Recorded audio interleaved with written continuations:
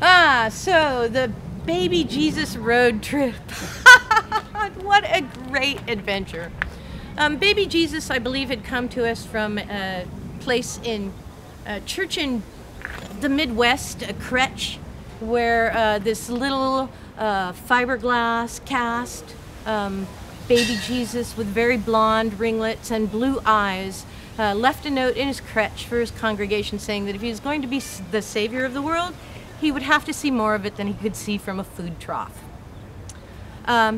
He spent some time in Los Angeles, I believe, with the Los Angeles Cacophony Society, and then made his way up to San Francisco, where we had a marvelous little tour. I think we had a great philosophical argument at the Muni bus stop about whether or not he should get the senior citizens fare or if he should have the child's fare.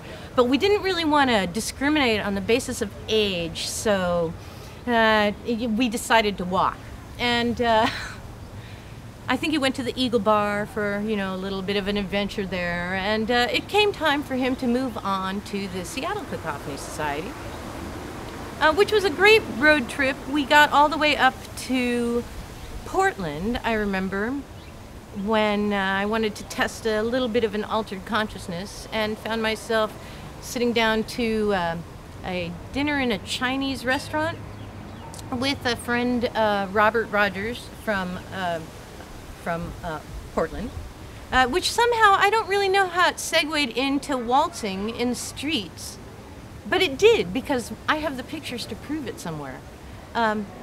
And that ended up into a little foray through the streets of Portland, underneath some bridges, because where John is involved, bridges will be involved, and I understand Robert was also a great bridge fiend as well.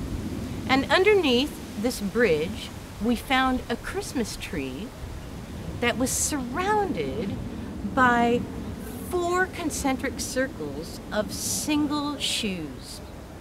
Of course, we had to get a picture with baby Jesus because, that was baby Jesus saving souls.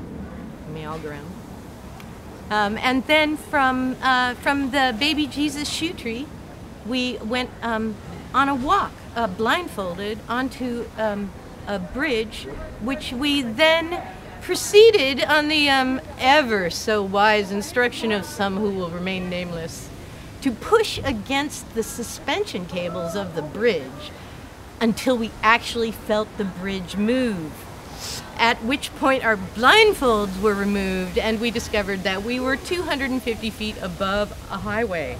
So amazingly enough, cacophony spread like, I don't know, probably some sort of dangerous disease, but we were happy.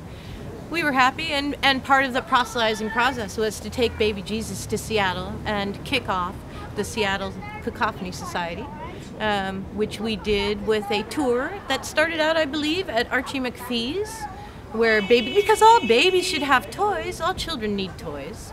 And what better than Archie McPhee's?